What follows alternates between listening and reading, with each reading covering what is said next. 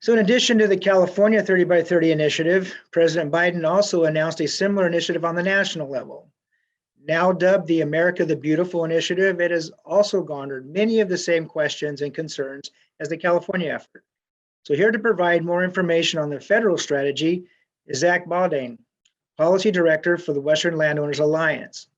Prior to joining the Western Landowners Alliance, he worked as a policy advisor for the Western Governors Association, where he led the Western Governors Species Conservation and Endangered Species Act initiative and facilitating WGA's Working Lands Roundtable. A Colorado native, Zach is now based in Washington, D.C. So here to talk about the federal 30 by 30 strategies is Zach Bodhane, Western Landowners Alliance. Welcome, Zach. Hey, thanks everyone. Thanks so much. Appreciate the opportunity to be here with y'all and speak a little bit about the Biden administration's America the Beautiful initiative, otherwise known as 30 by 30. So appreciate the introduction there. My name is Zach Bodhane. I'm Policy Director for Western Landowners Alliance. Want to spend a quick second just talking about WLA for those who may not be familiar. We are a landowner-founded, landowner-led, nonpartisan organization with a west-wide footprint representing over 15 million acres of deeded and leased land. Our membership and leadership is diverse in terms of the communities in which they live, the scope and scale of their operations, their political perspectives. However, what really unites all of us is a love of the land and a focus on stewardship. Our primary focus is to support landowners and land managers and work with policymakers and the public to help build an understanding of the critical function that well-managed working lands play in holding together functional, resilient communities and landscapes across the West. So with that all out there, I want to go back and give a little bit of background and talk a little bit about the timeline of how we got to this point with the federal 30 by 30 initiative. The 30 by 30 initiative at the federal level really started popping up, I would say, around 2019 in Congress. There were several members of Congress that introduced non-binding resolutions kind of expressing support for a US 30 by 30 goal. That generated, excuse me, a little bit of discussion, but it didn't really pick up much momentum. What really started this moving at the federal level was when the Biden campaign committed to a 30 by 30 goal during the campaign season in 2020. What came next on that timeline is an executive order that was signed in January 2021 that was the first public policy statement or the first expression of that goal moving forward formally.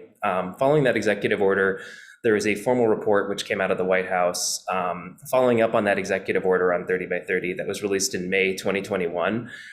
So what that report had, was a expression of several very broad principles and recommendations. So it was the first substance that was out there, but it still was kept at a very high level.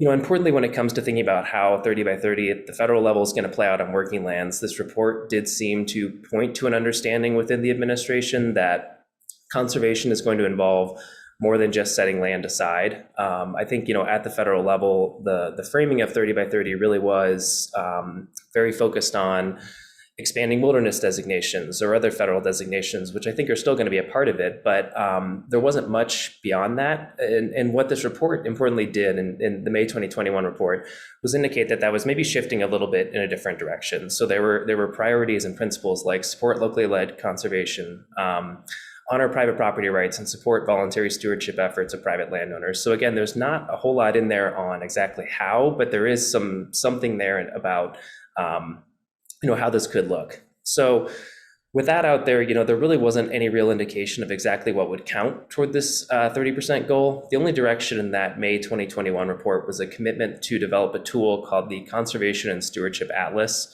So what it seems like is that Atlas is really going to be how the baseline information is portrayed publicly.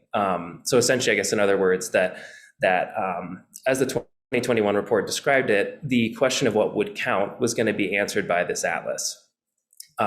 So most recently, following that first year progress report, following the May 2021 report, there was a progress report released at the end of last year. There was, kind of a summary of some of the administration's actions under the first year since rolling this campaign out publicly. There was a little bit in there on some reporting and scientific analysis, but again, many of the questions that are out there were still left largely unanswered by that progress report. However, it does seem like things are starting to move forward and pick up a little bit of momentum as the Department of the Interior recently announced an opportunity for the public to comment on and inform the development of that Conservation and Stewardship Atlas. And I'm going to, just so folks have it, I'm going to put that in the chat right now. So there's the Federal Register notice where the administration's inviting in public comment on this Atlas tool. And again, that Atlas is really, I think, at least to the extent that we've seen it, that's going to be the tool where we're answering that question of what counts, where are we at in terms of meeting this goal. So just wanted to make sure folks are aware of that opportunity that I believe closes on March 7th.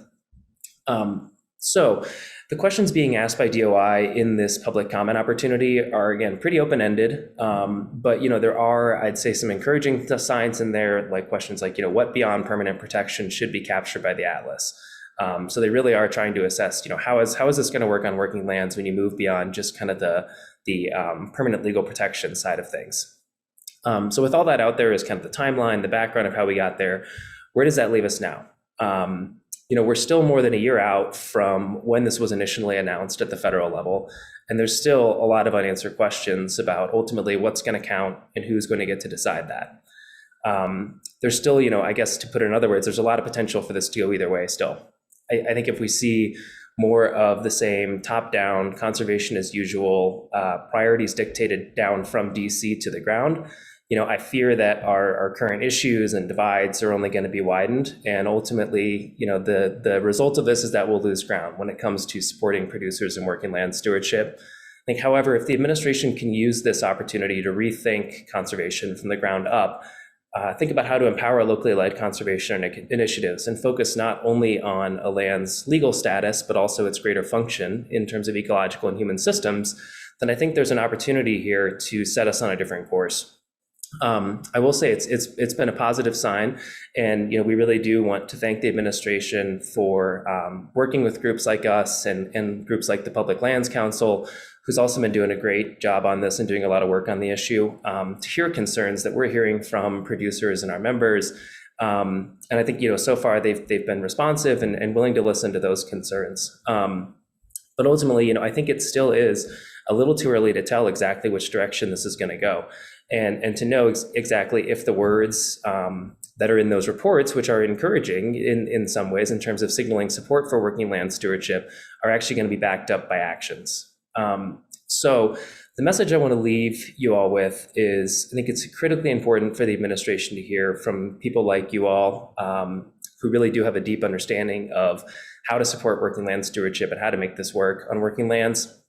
As it currently stands, there's no dedicated program. There's no dedicated set of funds available at the federal level to implement this. I think it's important to note that really this is an idea. This is something other that's a goal, but it's not like there's a budget line item that Congress can fund to implement 30 by 30. So, there's the most recent budget request from the White House, does reference this initiative, but again, it's not going to turn on by itself some sort of significant funding source or redirect any sort of funding.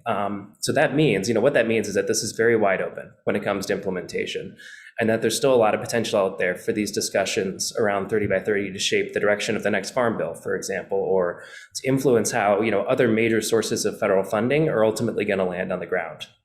So what WLA is hoping and what we're fighting for in this, and what we're hoping to see to make this work for the West are a few things.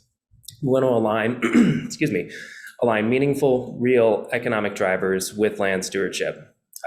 Simply put, if people cannot make a living in agricultural production, then we will continue to see these lands driven into development. That has to be part of this discussion. We need to support locally driven, place-based conservation. There's already a huge network out there of locally led collaboratives, many of which are just struggling to keep the lights on or keep folks at the table. We don't necessarily need to reinvent the wheel here. I think we need to support what's already working and tap into that network to deliver on-the-ground conservation. And finally, we need to address the real barriers to accessing some of these conservation tools. The federal and state capacity to actually deliver conservation in many cases is pretty limited. And I think many of the tools that we have out there are too cumbersome for landowners to realistically take advantage of them. So I think we hope that this initiative can bring some attention to that and help bring attention to the real barriers out there and address them in terms of getting conservation on the ground. So Finally, I just want to close with, again, an encouragement for you all to take some time out. Read through that Federal Register post and the comment opportunity. I can also share a link to some of the reports out there that the administration has released on 30 by 30. But again, I really encourage you all to take some time and comment on the development of that atlas and share your thoughts on how we can make 30 by 30 work for working lands, because I think that atlas is going to be a really critical first step to see where this is going to go. So with that, I'm happy to take any questions or discuss this further with folks. Appreciate the opportunity. Great, thank you, Zach. Any questions for Zach on the America the Beautiful? I know when you mentioned, Zach, about funding, and there's no funding out there to get this kicked off. In regard to land conservation, particularly agricultural land conservation, the Farm Bill is a vehicle that exists, and supplemental funding could go into that vehicle to land trusts across the country to get working lands conserved. And another area that we're actually sufficient funding, well, not sufficient, but a large amount of funding is available, is through the Land and Water Conservation Fund. It's now fully appropriated annually at $900 some odd million, where in the past that's typically been around a $200 or $300 million range on an annual basis. On the federal side of LWCF, those funds could be used for easements. Unfortunately, the way the rules are now, qualified third parties, such as land trusts, like the California Rangeland Trust and others, cannot hold easements that are funded through the LWCF. I know there's an effort by the Partnership of Rangeland Trusts, which is a group of 9 statewide working land trusts like California Rangeland Trust, to change that to where qualified third parties could hold easements funded through LWCF. So I know that's kind of a side issue to this one, but the funds do exist if applied appropriately to private working lands conservation. Any thoughts that Western Landowners Alliance has on either supporting more funding going through the Farm Bill? For example, California, and I think on this last round, I think we got $7 million statewide, which is not a lot of money. And that only funds 50% or maybe 75 in some cases of easements in the state. So state match is critical, but also on the LWCF side. Any thoughts on that, Zach? Yeah, so I'm thanks for pointing that out. I actually wasn't too familiar with the issue you just brought up, but I think when it comes to the next Farm Bill and thinking about how we can get creative there, I think we're really taking kind of an all of the above approach, where we'd like to see more funds get into the states. And I'm glad you brought up the state match and leveraging, because I think that is a really key barrier. When I mention barriers, there's funding out there that people just can't access, or doesn't come into the states because the states don't have a vehicle to provide that non-federal match or assist folks there. So that's one of our priorities, is looking at, again, how to get more money on the ground by addressing some of that state match. I think when it comes to easements itself, I think we'd fully like to work with folks and support some additional funding coming through the Farm Bill there. I think it's also important to match that with some of the other programs that are out there that we hear are popular and we think are working well, like the Grassland CRP program, that also still have some kinks to work out, in terms of the program design, where folks can't put it on certain lands because there's too much tree cover, or some of the acreage limitations there that, again, kind of limit the utility of that tool practically in a lot of Western landscapes. So I guess that's a long way of saying I think we're excited to look at just about everything we can in the next Farm Bill and learn from what's worked and what hasn't since the last one. Do you see WLA getting behind the change in the rules on the LWCF to allow qualified third parties to access those funds to get that conservation on the ground? Yeah, I'd have to learn a little bit more about that, but I will say one thing that we've worked on more through the Department of Interior side on the Endangered Species Act side of things is something that sounds similar, where allowing third-party groups or NGOs to take on some of those like candidate conservation agreement with assurances permits, and provide funding for them to actually do that and implement those agreements. So it sounds like I think in general we're looking for creative ways for third parties to come in and fill the gap. When I talked about federal capacity and state capacity, that is a real barrier out there. So to the extent that we can get other groups in there serving that role and then getting this stuff out on the ground, I think that's something we're all for.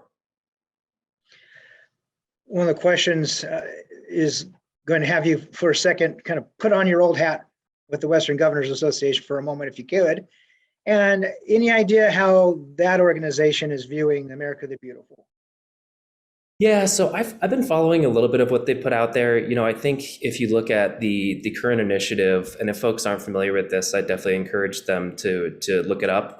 But Governor Little, who's the current governor of Idaho, his initiative, which is currently ongoing with the Western Governors Association, is all about working lands and working communities. So in some ways, I think it's looking at some of these questions around the Farm Bill or LWCF and actually looking at getting some of these conservation programs out and on the ground. But I think it also aligns pretty well with what's going on at the federal level on 30 by 30. I think their perspective would be it's got to go through the states. There's got to be meaningful early coordination between governors and the federal government on this, that there shouldn't be a top-down structure imposed down onto the states. And I would imagine that's probably the extent of where they're at on this. I think it does get tricky, where you have states like California that have taken on their own 30 by 30 initiative.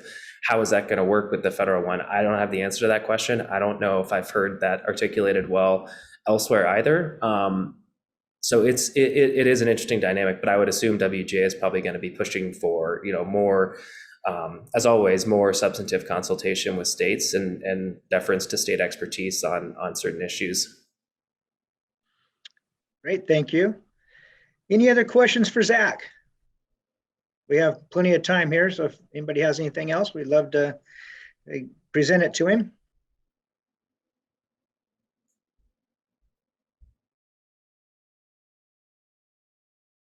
All right. Zach, thank you. Your contact information is in the chat. Thank you for adding that to there. So if anybody does have questions, please feel free to reach out to Zach. And we look forward to all the work the Western Landowners Alliance is doing on this. And thank you for taking your time to be with us today, Zach. Yeah, thanks so much. Appreciate the invitation. Take care, everyone.